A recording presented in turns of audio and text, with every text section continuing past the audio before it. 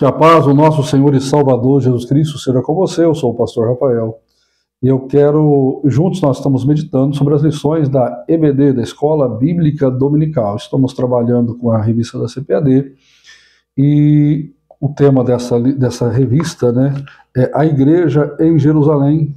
Estamos na lição de número 10, que será apresentada nesse próximo domingo, dia 7 de setembro de 2025. E o tema dessa próxima lição é a expansão da igreja. Quero convidar você a pegar a sua revista de Escola Bíblica Dominical e junto nós vamos estudando essa revista, essa próxima lição que será apresentada neste próximo domingo, tá bom? Vamos lendo a palavra e compartilhando as nossas impressões sobre os estudos desta passagem, dessa lição. Texto áureo, vamos lá, texto áureo: mas os que andavam dispersos iam por toda parte anunciando a palavra. E descendo Filipe à cidade de Samaria, lhes pregava a Cristo. Atos dos Apóstolos, capítulo 8, versículo 4 e 5. A verdade prática: a igreja só crescerá quando ultrapassar seus próprios limites e levar a mensagem de Cristo além de suas paredes. A leitura bíblica em classe está em Atos dos Apóstolos, no capítulo 8, do versículo 1 ao versículo 18, e depois do versículo 12 ao versículo 15. Eu vou fazer a leitura bíblica em classe aqui, porque é o fundamento de toda a lição, né? Vamos lá. E também Saulo consentiu na morte dele é de Estevão. E fez-se naquele dia uma grande perseguição contra a igreja que estava em Jerusalém, e todos foram dispersos pelas terras da Judéia e da Samaria, exceto os apóstolos. E uns varões piedosos foram enterrar Estevão e fizeram sobre ele grande pranto. E Saulo assolava a igreja, entrando pelas casas e arrastando homens e mulheres, os encerrava na prisão. Mas os que andavam dispersos iam por toda parte anunciando a palavra. E descendo Filipe à cidade de Samaria, lhes pregava a Cristo.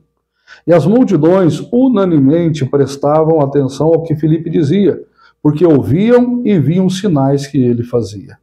Pois que os espíritos imundos saíam de muitos que os tinham, clamando em alta voz, e muitos paralíticos e coxos eram curados. Versículo 8. E havia grande alegria naquela cidade. Versículo 12. Mas como crescem em Filipe, que lhe pregava acerca do reino de Deus, e do nome de Jesus Cristo se batizavam tantos homens como mulheres, creu até o próprio Simão, e sendo batizado ficou de contínuo com Filipe, e vendo os sinais e as grandes maravilhas que se fazia, estava atônito. Os apóstolos, pois, que estavam em Jerusalém, ouvindo que Samaria recebera a palavra de Deus, enviaram para lá Pedro e João, os quais, tendo descido, oraram por eles para que recebessem o Espírito Santo. Essa foi a leitura bíblica em classe. E agora nós vamos lendo a revista e vamos fazendo as nossas pontuações, né? Vamos lá, a introdução. O autor diz o seguinte: nessa semana vamos estudar como a igreja foi dispersa por uma grande perseguição. A igreja primitiva, que já em Jerusalém sofria algumas perseguições, capítulo 4 e 5 fala sobre o apóstolo Pedro sendo preso, sendo questionado, sendo apresentado ao Sinédrio para dar explicação pela cura que havia realizado no capítulo 3 de Atos dos Apóstolos. Mas quando chegamos em Atos capítulo 7, quando Estevão traz aquela mensagem poderosa diante do Sinédrio, diante do conselho, Estevão ele é então apedrejado. E o apedrejamento de Estevão gerou nos seus algozes, nos seus perseguidores, um ânimo para levar essa perseguição agora para toda a igreja. Então aqui nós começamos essa lição, né? Aquela igreja está sendo perseguida, ela passa a ser perseguida de forma muito mais acentuada e muito mais ativa. Então nessa semana nós vamos estudar como a igreja foi dispersa por uma grande perseguição. Até então os cristãos estavam concentrados em Jerusalém e não tinham avançado na missão de espalhar o evangelho. Lembrando que Atos dos Apóstolos, capítulo 2, Atos dos Apóstolos 2, nós temos o nascedouro da igreja, quando o Espírito Santo vem sobre os cristãos que estão dentro do cenáculo, eles são batizados com o Espírito Santo. O apóstolo Pedro prega a palavra explicando aquele evento, aquele movimento para aquelas pessoas que se aglomeram para ver o que está acontecendo. Quase 3.000 almas se convertem. A igreja nasce naquele momento. A partir daquele momento, a igreja ela começa a crescer de forma extraordinária. Pedro prega novamente e agora quase 5.000 almas se convertem. O evangelho toma uma proporção grandiosa. Almas e mais almas vão aceitando a Jesus. Alguns estudiosos dizem que dentro de 6 meses, quase 25.000 almas já haviam entregado a vida a Cristo. E a igreja está concentrada em Jerusalém. A igreja estava em Jerusalém, vivendo em Jerusalém. Jesus, que havia dado uma ordem para que eles fossem e pregassem o evangelho a toda criatura, a igreja ainda estava restrita à cidade de Jerusalém. Então vamos continuando, né? Mas tudo mudou quando Estevão, um dos 7 escolhidos para servir, foi morto por causa de sua fé. Então a igreja que estava dentro de Jerusalém, quando a perseguição através da morte de Estevão veio, eles então se dispersam, eles saem para salvar suas vidas, eles fogem da cidade de Jerusalém. Na verdade, Jesus já havia predito em Atos 1 e 8 que os cristãos seriam espalhados pelo mundo para anunciar a sua mensagem. Muitas vezes Deus usa as circunstâncias para cumprir os seus propósitos. Essa frase aqui ela é fortíssima. Muitas vezes Deus usa circunstâncias para cumprir os seus propósitos. A ordem era clara, eles deveriam pregar o evangelho. Em Atos dos Apóstolos, capítulo 1, versículo 8, Jesus dá o roteiro para eles, né? Pregar em Jerusalém, toda a Judéia, Samaria, até os confins da terra. Porém, eles, depois que são cheios do Espírito Santo, de forma confortável, eles ficam em Jerusalém. Claro que havia uma certa perseguição, mas não tão severa como a partir do momento em que Estevão é apedrejado.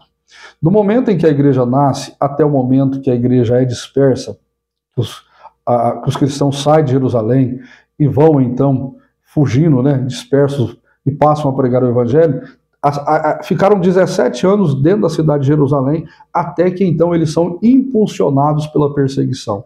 E o autor diz essa frase: Deus usa as circunstâncias para cumprir o seu propósito. Para que os discípulos saíssem, cumprissem a ordem, foi necessário vir uma severa perseguição sobre eles. E o fato dessa perseguição vir motivou que eles saíssem para salvar suas vidas, e aonde eles iam, eles pregavam o evangelho de Cristo Jesus. Foi isso que aconteceu com a igreja de Jerusalém. Mesmo sofrendo uma grande perda, que foi a morte de Estevão, tendo de sair da cidade, os cristãos não fugiram derrotados. O fato deles saírem da cidade para salvar a vida não foi uma fuga de forma que eles saíram derrotados, entristecidos, cabisbaixos, desistindo da fé em Cristo Jesus. Eles saíram da cidade para salvar as suas vidas, porém, aonde eles iam, eles pregavam de forma audaciosa, corajosa, a palavra de Cristo Jesus, falando do Cristo, a mensagem do reino de Deus. Pelo contrário, eles continuaram firmes, levando as boas novas para outras pessoas. Então a perseguição foi um motivador para que eles pudessem sair e pregar a palavra de Deus. Vamos para o tópico primeiro. A igreja diante da perseguição. Embora perseguida, não fragmentada, ou seja, não dividida. Por conta da perseguição que foi movida contra Estevão, o evangelista enfatiza que os cristãos foram dispersos pelas terras da Judéia e da Samaria, exceto os apóstolos. Os capítulos 4 e 5 de Atos registram a perseguição focada mais sobre os apóstolos. Como eu disse, o apóstolo Pedro foi levado ao Sinédrio para dar explicação sobre a cura daquele paralítico. No capítulo 5 ele é preso, ele é liberto por uma intervenção divina através dos anjos. Aquela perseguição ela é centrada e concentrada nos apóstolos, Pedro, João, Tiago. Mas a partir de Atos capítulo 7 e 8, essa perseguição ela se expande a todos os cristãos, ela alcança todos os cristãos. Os capítulos 4 e 5 registram a perseguição focada mais sobre os apóstolos, que eram os líderes da igreja. O fato deles não terem se dispersado como fizeram os demais crentes, não significa que eles também não foram perseguidos. Atos, capítulo 8, diz que então, com a morte de Estevão, os cristãos foram dispersos. Ou seja, saíram da cidade de Jerusalém e foram buscar abrigo em outras cidades. Antioquia, Samaria, Chipre.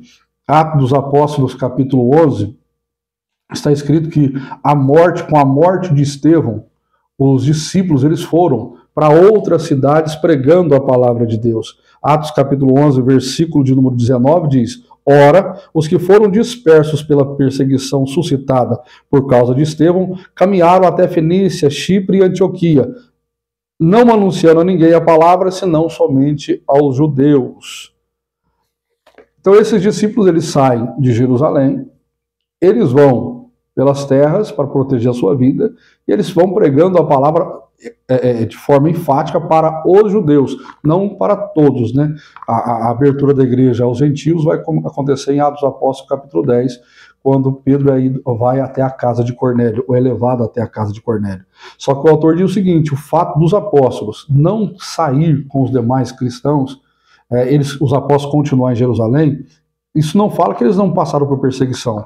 O capítulo 12 mesmo registra que Tiago foi decapitado e Pedro foi preso novamente. A perseguição foi severa, mas eles continuaram firmes no propósito pelo qual eles foram chamados e designados.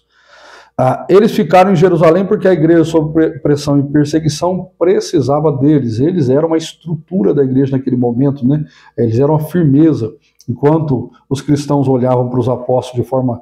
e os apóstolos se mantinham firmes na convicção, aquilo gerava na igreja um conforto, um consolo e um ânimo. Se eles estavam perseguindo e não desistiam, os demais também não desistiriam. Então eles ficaram em Jerusalém. O que está em foco aqui é a intensidade que a perseguição atingiu, que daquele momento em diante alcançaria todos os crentes. Se capítulo 4 e 5 de Atos, a perseguição está sobre os apóstolos, agora todos os cristãos passam a ser perseguidos. Deve ser também destacado que, mesmo perseguida e dispersada, ou seja, a igreja saiu de Jerusalém, essa igreja não se desorganizou e fragmentou, mas continuou uma igreja forte, unida. Foram perseguidos, mas continuaram unidos. Eles não se desorganizaram. Eles não fugiram de forma louca, não. Eles foram para proteger a sua vida, porém continuaram unidos, continuaram firmes e fortes. A igreja em luto. A narrativa de Lucas destaca que uns varões piedosos foram enterrar Estevão e fizeram sobre ele grande pranto. Atos capítulo 8, versículo 2. A palavra cófetos, traduzida aqui como pranto, significa que também choro, lamentação e luto. Lucas nos informa que esse pranto foi feito por varões piedosos. O texto não especifica quem eram eles, não fala o nome, simplesmente diz que eram varões piedosos que sepultaram a Estevão, que lamentaram a morte de Estevão, que fizeram o procedimento judaico necessário, mas não identifica quem eram eles, não identifica o nome dessas pessoas. O texto não especifica quem eram eles. Alguns acreditam que fossem judeus que viviam em Jerusalém, claro que eles eram de Jerusalém, né? Cuja oposição aos cristãos não eram tão intensas, ou seja, não eram tão perseguidos. Por isso eles tiveram mais facilidade de poder pegar e sepultar o corpo de Estevão. O contexto favorece que eram cristãos compassivos que fizeram esse lamento antes também de fugirem ou serem dispersos. Eles pegaram o corpo de Estevão, sepultaram o corpo de Estevão, fizeram o procedimento de luto judaico e depois provavelmente eles também foram dispersos, tiveram que sair da cidade de Jerusalém. Mas não desesperada. Olha, a igreja perseguida não se fragmentou, a igreja está em luto pela morte de Estevão e a igreja não está desesperada, embora passando perseguição, ela não se desesperou. O fato é que a igreja pranteou Estevão, chorou por ele e lágrimas foram derramadas. Contudo, o texto não mostra uma igreja desesperada, desmotivada ou devorada pela tristeza. Isso aqui é interessante, esta análise que o autor da revista faz. Que embora a igreja, os cristãos, estão sendo perseguidos, eles têm que sair da cidade de Jerusalém para salvar a sua própria vida, eles fogem da cidade, porém, eles não saem da cidade desmotivados, entristecidos, abatidos, derrotados. Pelo contrário, eles saem convictos da sua fé, convencidos da sua fé, e eles vão para as outras cidades, nas outras cidades eles vão pregando o evangelho. Contudo, o texto não mostra uma igreja desesperada.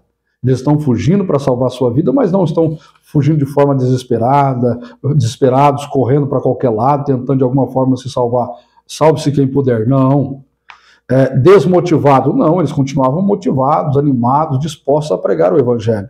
E eles também não estavam tristes, embora eles estivessem de luto pela morte de um grande homem que foi Estevão, estavam padecendo perseguições, mas eles estavam alegres porque sofriam pela causa do evangelho. Um dos seus membros queridos e ilustres havia sido morto, trazendo consequências para todos, mas isso não acalou, ou seja, não calou a igreja, nem tampouco a impediu de manter-se entusiasmada para avançar no testemunho de Cristo. A igreja continuava disposta a fazer aquilo a qual o seu Senhor havia lhe mandado, lhe outorgado. Jesus havia dado a ordem para que eles pudessem pregar o evangelho. Isto aqui serve de motivador para nós, para a igreja contemporânea, para a igreja atual. Porque hoje, muitos cristãos, quando enfrentam alguma luta, alguma prova, alguma adversidade, por mais simples que ela seja, muitos acabam se desesperando, se entristecendo, se abatendo, acabam se afastando do convívio da igreja, acabam negligenciando a sua fé, muitos acabam até mesmo voltando para o mundo devido à luta que enfrenta. Mas por maior que seja a luta dos cristãos atuais, pelo menos na nossa nação, no Brasil, não é semelhante à da igreja primitiva, onde muitos cristãos confirmaram a sua fé através do seu próprio sangue, morreram para confirmar a fé, não negaram a Cristo, mantiveram-se unidos, coesos, pregando de forma audaz, ousados, fazendo a obra do Mestre. Então, a igreja primitiva é um modelo para nós, no século XXI, servirmos a Cristo de forma valente, fiel, zelosos pela causa do Evangelho. Como disse o apóstolo Paulo, né, a nossa leve e momentânea tribulação produz para nós um peso eterno de glória muito excelente.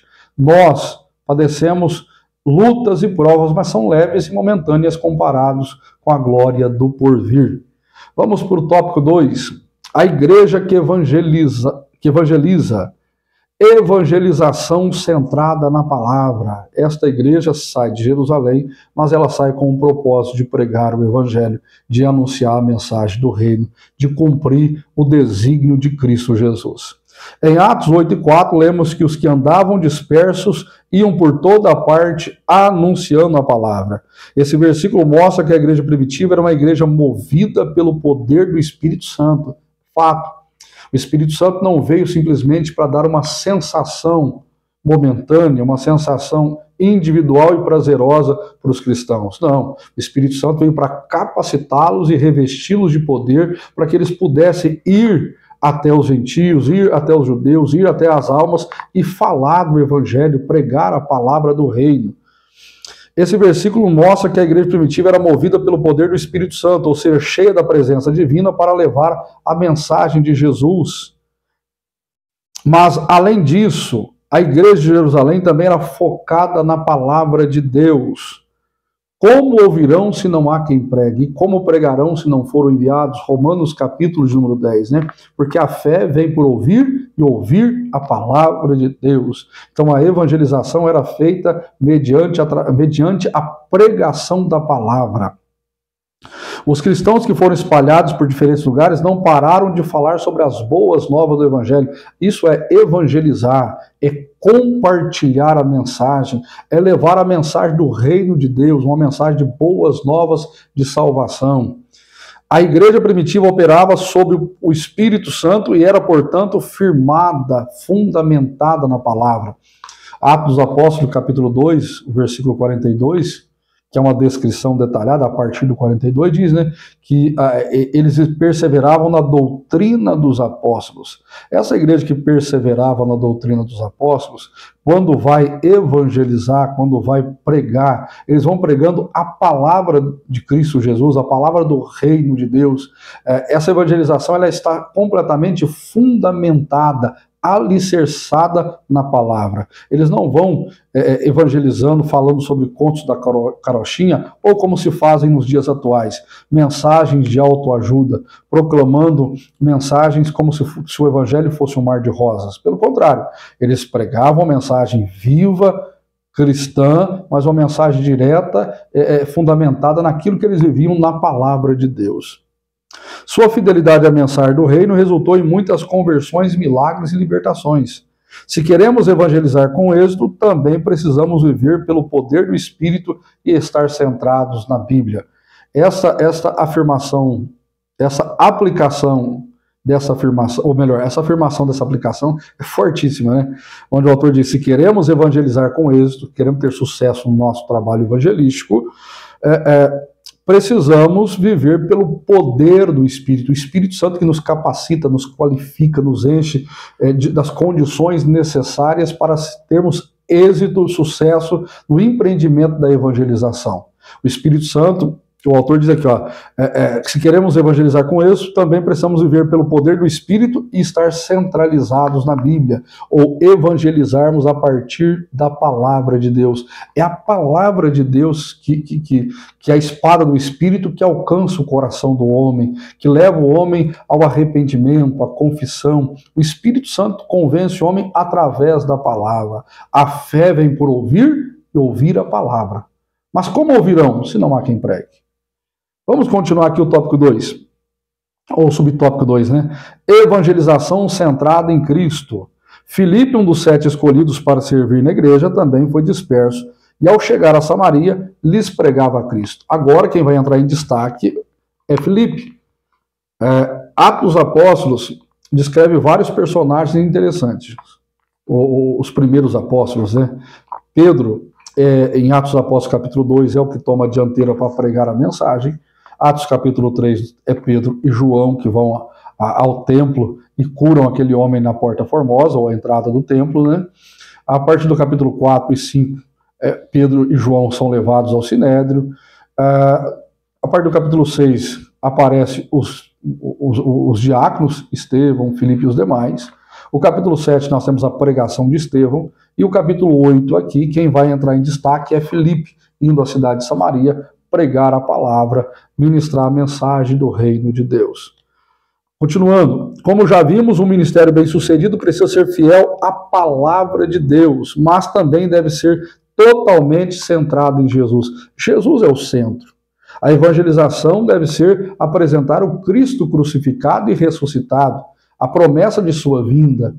Não se faz evangelho. É claro que hoje nós vemos muitos evangelistas para atrair as almas à igreja, para atrair as almas ao evangelho, acabam frisando e priorizando muito a questão, as necessidades pessoais. Fazem campanha e pregam muito no sentido de satisfazer as necessidades pessoais. Mas aquele que vem para satisfazer as necessidades pessoais, ou seja, uma porta aberta, cura de uma enfermidade, uma prosperidade financeira, uma restauração conjugal, ao receber essa bênção e não encontrar-se com Cristo de forma real, pessoal e transformadora, essa pessoa recebeu a bênção, vão embora. O livro de Lucas, capítulo 17, descreve 10 homens que vieram até Jesus buscando uma cura. Eles eram leprosos. São curados e somente um volta para agradecer. O evangelismo que ele é feito a partir e a base de suprir as necessidades pessoais das pessoas, vem a Cristo porque ele vai restaurar o seu casamento, vai abrir uma porta de emprego, vai trazer uma prosperidade financeira, entre outras bênçãos materiais e até emocionais, mas centralizadas na questão pessoal. Se essa pessoa não tiver um encontro real com Cristo, ela não ficará ou não permanecerá em Cristo Jesus. Agora, a igreja primitiva, a forma com que eles evangelizavam através, motivados pelo Espírito Santo, pregando a mensagem de Cristo. Cristo é apresentado, Jesus é apresentado às nações ou às pessoas. Então, Filipe não pregava ideias da moda, mas sim a mensagem da cruz. Cristo era o centro da mensagem evangelística ou da mensagem evangelizadora. Assim, a evangelização precisa ser focada em Jesus. Qualquer pregação que não tenha a cruz como base se torna vazia, ou se torna não tem essência. O que mantém uma mensagem poderosa é a mensagem do Calvário, a mensagem de Cristo. É a mensagem que vai realmente, que penetra até a divisão da alma e do espírito, que é apta para sondar pensamentos e intenções, é a palavra de Deus, centrada em Cristo. Cristo é o fundamento. A evangelização é feita em Cristo, a partir de Cristo e sobre Cristo. Não, sem a cruz de Cristo, a mensagem é completamente vazia. É a mensagem da cruz que transforma vidas, que trazendo cura, libertação e salvação. É a mensagem do Evangelho. É a mensagem da cruz que produz essa transformação. Muitas pessoas estão na igreja, mas não são salvos, não são convertidos, não passaram por processo da transformação. 1 Coríntios, capítulo 2 Coríntios, né? Aquele que está em Cristo, nova criatura é. Se a pessoa não estiver em Cristo, não encontrar com Cristo, não é uma nova criatura. Muitos são convencidos da bondade, da benevolência e das bênçãos e vão para a igreja. Muitas pessoas gostam de ouvir músicas e hinos evangélicos porque sentem um certo conforto, um certo consolo, mas não tiveram um encontro real, pessoal e transformador. Não nasceram de novo, não passaram pela conversão genuína. E estas pessoas têm uma fé de aparência, são cristãos nominais. É necessário que elas realmente tenham um encontro transformador com Cristo. Isso só através de uma mensagem, a mensagem da cruz. Por isso que a evangelização ela não é feita para suprir necessidades, para massagear egos, para trazer uma mensagem triunfalista. Não. O evangelismo é feito falando da cruz, falando de Cristo, falando do nosso Senhor. Por isso que a campanha evangelística de Filipe em Samaria teve tanto impacto. Muitas pessoas foram salvas e libertas. Por quê? Porque a mensagem era poderosa. Só a salvação, só a libertação, quando a mensagem é poderosa. Portanto, não devemos colocar nossa confiança em estratégias humanas, mas priorizar nossa ação no poder do Espírito e na força da palavra. Olha a colocação do autor. Não devemos colocar nossa confiança em estratégias humanas. Não que não devemos usar estratégias. O trabalho evangelístico ele é feito também com estratégias. Cada evangelista, missionário, cada equipe evangelística, ela usa os seus meios, os seus métodos, as suas estratégias. Porém, a confiança não está no método. A confiança deve estar em Cristo Jesus. Portanto, não devemos colocar nossa confiança em estratégias humanas. Ou seja, não que não devemos usar estratégia. Devemos usar estratégia. A Bíblia apresenta diversas formas. O próprio apóstolo Paulo usa estratégias para ganhar almas. As suas pregações são pregações de forma estratégica. Porém, a nossa confiança não está na estratégia. Nós priorizamos a ação no poder do Espírito e na força da palavra. O que convence não é o método. O que convence é a palavra de Deus, é o Espírito Santo mediante a palavra de Deus. O Espírito Santo usa a palavra para levar o homem à conscientização, ao arrependimento, à mudança de atos, de palavra, de atitude, à transformação. A conversão é produzida pelo Espírito Santo através da palavra. Vou repetir novamente, não que não se deva usar estratégia, preste atenção. A confiança e a fé não devem estar na estratégia. Vamos para o tópico 3. A igreja que dá suporte à evangelização. O suporte da igreja. No livro de Atos, lemos que os apóstolos... Desculpa, vamos lá. No livro de Atos, lemos que os apóstolos, pois, que estavam em Jerusalém, ouvindo que Samaria recebera a palavra de Deus, enviaram para lá Pedro e João. Essa mensagem mostra que a igreja de Jerusalém dava suporte completo apoio ao trabalho que era feito fora de seus muros. Isso aqui é muito interessante. Filipe vai à cidade de Samaria, prega o evangelho, ganha almas, batiza pessoas, e quando chega na cidade de Jerusalém, o que está acontecendo em Samaria, eles enviam então Pedro e João àquela cidade, não é isso?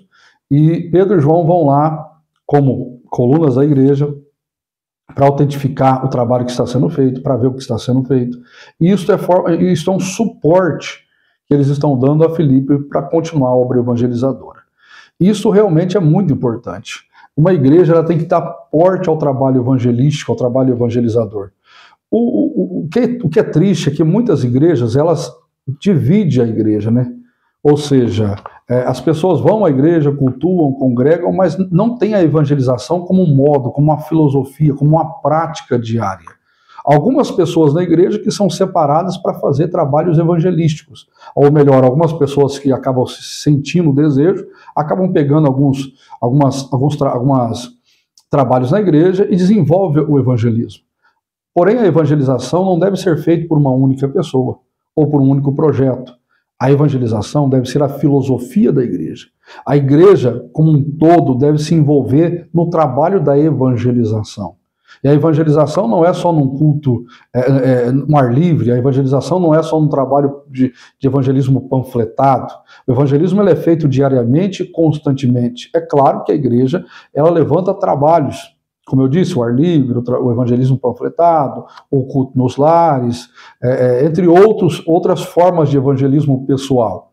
Mas todo o evangelismo deve ser feito com o suporte da igreja. O pastor e a liderança da igreja deve dar suporte, deve dar orientação. E o pastor da igreja deve ser o primeiro a puxar a fila, a se posicionar. Se é um culto no lar, se é um evangelismo nos lares, o pastor e os obreiros da igreja devem se disponibilizar a ir nos lares, pregar a palavra, levar o evangelho. Se vão para o ar livre, a igreja vai para o ar livre, o pastor, a liderança da igreja vai também. É claro que muitos pastores acabam não desenvolvendo o hábito da evangelização, outorgando isso para determinados obreiros na igreja. E isso é um grande erro. A igreja, vou repetir novamente, a igreja como o evangelismo, a evangelização não deve ser um trabalho à parte. Pelo contrário, a filosofia da igreja é a evangelização. Uma igreja que não evangeliza, uma igreja que não se preocupa com a evangelização, deve-se pensar os seus trabalhos. Vamos lá. Quando a igreja começou a sair fora de seus portões, os apóstolos procuraram dar apoio e suporte ao trabalho evangelístico e missionário. Eles não só davam suporte no sentido financeiro, no sentido emocional, mas eles também se dispunham a ir ao campo evangelístico. Quando falamos de suporte, envolve tudo, envolve a área financeira. Quando fala-se de trabalho missionário, né, o sustento do missionário, mas o trabalho evangelístico não é feito só pelo missionário, num campo missionário, lá em outro lugar, não. A evangelização deve ser feita por todos. Todos devem estar imbuídos nesse trabalho da evangelização. E a igreja deve dar o suporte financeiro no trabalho que é realizado, mas também o suporte emocional, o suporte espiritual. E Pedro e João faz isso. Eles vão, eles que são os líderes, são líderes também da igreja, eles se disponibilizam a ir. É triste e muito triste quando nós vemos muitas igrejas com milhares de membros, e você vai ao culto, e a bancada que fica os pastores, os presbíteros, está lotada de presbíteros, de evangelistas e de pastores. Cargos, títulos, mas não tem função, não tem ação.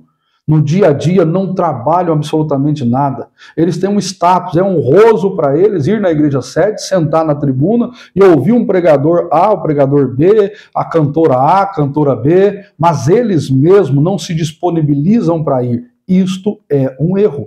Quem é chamado, vocacionado, consagrado, deve se disponibilizar e ir ao campo missionário, campo evangelístico. Uma igreja que tem 50, 60, 70 obreiros sentados na sua tribuna, que possuem cargos, mas não são ativos no trabalho evangelístico, na obra evangelizadora, está no erro. Está no erro. Jesus não chamou ninguém para dar status evangélico, status social, gospel, não. Jesus chamou para trabalhar. Obreiro é para trabalhar, é para pregar, é para evangelizar, é para cumprir o ir de Jesus. A igreja, os seus trabalhos, terça, quinta, sábado, domingo, uma tribuna lotada de obreiros, nem sempre terão oportunidade para desenvolver o trabalho. Então vai para o campo, vai para a rua, vai para os hospitais, vai para as penitenciárias, vai falar de Jesus para os perdidos. Se disponibiliza a cumprir esse chamado. As igrejas precisam rever os seus conceitos. Não basta mandar missionário, é necessário dar-lhe suporte na missão que realiza. Não basta simplesmente pegar determinada pessoa e enviar para um país. Isso aí consola o ego. Muitos pastores presidentes, o seu ego é consolado, dizendo, nós sustentamos o missionário num país tal, num país tal. O ego é consolado, mas a pessoa está completamente fora daquilo que a palavra de Deus ensina. Não estou dizendo que a igreja não deve sustentar missionários, pelo contrário, eu acredito sim que devemos evangelizar junto às missionárias, a igreja deve dar um suporte financeiro, mas os próprios pastores também devem desenvolver um trabalho evangelístico, se não aonde o missionário foi enviado, pelo menos na sua congregação, na sua comunidade, no seu bairro, em volta aonde ele exerce o seu ministério pastoral. A igreja deve evangelizar. A igreja que não evangeliza, será necessário o eterno Deus dar aquele chacoalhão, né? Como a igreja primitiva, onde eles estavam de forma confortável em Jerusalém, o eterno Deus permitiu que viesse uma perseguição para que eles então saíssem de Jerusalém para salvar a sua vida, e aí onde eles iam, eles pregavam, eles evangelizavam. Será que não é necessário o nosso Deus dar uma chacoalhada em muitas igrejas para acordar aqueles camaradas que estão estacionados, de certa forma até aposentados em cima do púlpito, homens com eloquência, com inteligência, com condições financeiras, com capacidade, mas de forma cômoda, simplesmente trabalham durante o dia, vão à igreja, sentam na tribuna, mas não se despertam para a obra evangelizadora, para a obra missionária, para a obra onde homens e mulheres estão morrendo, perecendo lá no campo. Pessoas estão hoje morrendo nas drogas, no álcool, na prostituição, longe do evangelho de Cristo. E nós temos uma mensagem salvadora, libertadora, transformadora, uma mensagem poderosa. Mas como ouvirão se não há quem pregue? Os pregadores estão sentados em tribunas, os pregadores estão alegres, confortáveis, com o título, com o cargo. Aí de forma hipócrita dizem, eu vou quando Deus me enviar. Meu amado irmão, precisa do quê? Tantos textos falando, ide por todo mundo e pregar o evangelho a toda criatura. Ide, levanta, sai da sua zona de conforto, se dispõe a pregar o evangelho. Ter cargo, título, status social dentro de uma igreja não é o suficiente. Não fomos chamados para ocupar uma cadeira, nós fomos chamados para desenvolver uma função, a função evangelizadora. Meu Deus, essa lição é forte, né? Essa lição é forte, vamos lá. Sem o recebimento do Espírito, o discípulo está incompleto. Filipe pregou a Cristo e realizou muitos sinais entre os samaritanos, levando-os à fé e ao batismo nas águas. Mais tarde, os apóstolos Pedro e João foram enviados para que recebesse o Espírito Santo, completando assim o discipulado desses novos crentes. Para os apóstolos, o discipulado estava incompleto sem o recebimento do Espírito. Deixa eu só fazer uma pequena colocação. A visão pentecostal acredita que o Espírito Santo é aquele que convence o homem do pecado, da justiça e do juízo. Então não há salvação ou conversão sem a ação direta do Espírito Santo. Porém, a experiência do batismo com o Espírito Santo ela é distinta da ação da conversão. O Espírito Santo trabalha convencendo. Então, quando o autor diz aqui que aqueles homens não haviam recebido o Espírito Santo, é que eles não haviam sido batizados, ou não havia aquela evidência inicial do batismo com o Espírito Santo. Pedro e João que vão lá e impõem as mãos, e então aqueles cristãos falam em línguas, recebem o poder do Espírito, mas não que eles não haviam recebido o Espírito Santo. Porque quem faz o processo da conversão é o Espírito Santo. E Filipe está ali cheio do Espírito Santo, pregando a palavra de Deus, e o Espírito Santo está atuando, agindo, convencendo, trazendo as pessoas à consciência, levando as pessoas ao arrependimento. Mas eles ainda não haviam passado por essa experiência do batismo, por essa experiência com o sobrenatural. Essa visão da conversão cristã permanece e devemos levar os novos na fé a desfrutar da experiência pentecostal, assim como fizeram os apóstolos. Se a pessoa entregou a vida para Cristo, ela precisa buscar uma experiência mais profunda com o nosso Deus. E cabe aos apóstolos, cabe aos pastores, cabe aos líderes da igreja levar esta consciência. Muitas pessoas até abraçam o evangelho, entregam a sua vida para Cristo, dão o primeiro passo de fé, passam pelo batismo nas águas, frequentam a igreja, mas tudo de forma confortável. Ficam no primeiro estágio da fé. Não se desafiam, não ousam ir mais além. Se já receberam a salvação, para ele já é o suficiente. Mas não é isto que nós vemos com os primeiros cristãos. Esses cristãos, que convertidos, batizados, Eles foram buscar algo além. Pedro e João chegam ali, impõem as mãos e eles então recebem o Espírito Santo. Nós precisamos ter essa fome e essa sede por algo a mais da parte de Deus. Não devemos nos confortar simplesmente com alguma sensação, com alguma emoção, com uma experiência inicial. Nós precisamos nos aprofundarmos cada vez mais no relacionamento com o nosso Deus. O nosso Deus tem algo sempre maior para cada um de nós. E o convertido é aquele que o eterno Deus vai usar para converter outros ou para convencer outros.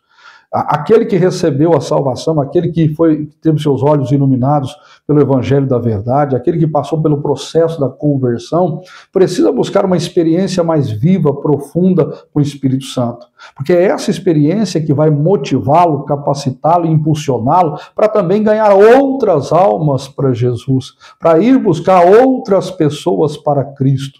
A experiência com o Espírito Santo, vou repetir novamente, não é uma sensação simplesmente para a pessoa divertir-se ou desfrutar-se em um ambiente religioso, não. A experiência pentecostal é para capacitar o cristão para ir ganhar outras almas para Cristo, para levar outras almas até Jesus. Convém ao evangelista, ao evangelizador, ao pastor, não somente levar a pessoa a conhecer a Cristo, mas levar a pessoa a uma disponibilidade maior de um relacionamento mais profundo com Cristo. Meu Deus, que lição, né? Vamos lá.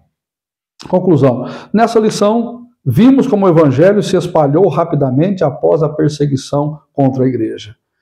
Isto só aconteceu porque a mensagem cristã tinha um foco, a palavra de Deus. Jesus tinha dado uma ordem expressa: ide e pregai. Jerusalém, Samaria, até os confins da terra. A igreja recebe o poder do Espírito, por 17 anos eles ficam ali de forma estáveis. Mesmo tendo perseguição contra os apóstolos, eles não saíram de Jerusalém, continuaram em Jerusalém. Até que então vem uma perseguição acirrada, matando Estevão, e aqueles que levaram Estevão à morte, cheio de zelos, passou a perseguir a igreja como um todo. E os cristãos, para salvar a sua vida, saem de Jerusalém. E ao sair de Jerusalém, não saíram amedrontados, desmotivados, entristecidos, desorganizados. Não, eles saíram, mas saíram motivados. E aonde eles iam, eles não pregavam para todos, mas focavam nos judeus. Iam nas sinagogas e compartilhavam a fé que eles haviam recebido lá em Jerusalém. Compartilhavam essa nova mensagem, a mensagem da cruz, a mensagem do Cristo ressuscitado, a mensagem de Jesus, o Messias que veio, que morreu, mas que ressuscitou, e que estava entre eles, que estava com eles, e pregavam fundamentados no quê? Na palavra, cheios do Espírito Santo. Tiveram uma experiência poderosa em Jerusalém, e agora eles vão pregando esta mensagem cheia do Espírito Santo. Vamos lá então. Isso só aconteceu porque a mensagem cristã tinha um foco claro, a palavra de Deus e a cruz de Cristo. Sem Cristo e sem a Bíblia não é evangelho. Pode se pregar, pode ter um sermão, mas se não tiver Cristo, se não tiver a Bíblia, nós não temos o evangelho. A Bíblia não destaca os métodos que Filipe usou para evangelizar Samaria. Nós não entendemos, não há um método. Como que ele usou, como que ele alcançou essas pessoas? Foi através de um evangelismo pessoal, foi através de um ar livre, foi um culto no lar? Qual foi a dinâmica, qual foi o método que ele usou? Não há uma descrição. Porém, nós sabemos que ele foi usado por Deus, né? Mas enfatiza o poder do Espírito Santo da palavra de Deus. Esse é o exemplo que devemos seguir. Filipe pregou, ganhou almas. Filipe é um modelo de evangelista, de evangelizador. É um exemplo de ganhador de almas. Essa lição de número 10, que será apresentada nesse domingo, é um motivador para a gente, a expansão da igreja.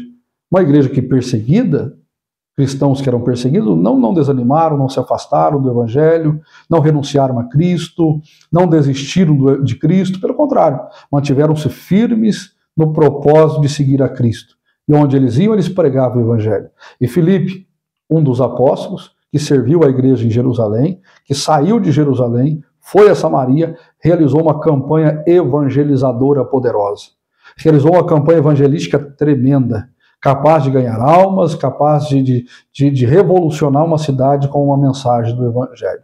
Que possamos fazer o mesmo, pregar a mensagem de Jesus. Evangelista, evangelizador, cumpre a chamada de Deus. Uma última colocação minha para fechar esse vídeo. Igrejas cheias de obreiros que não se despertam para o evangelho, esta igreja precisa rever os seus conceitos.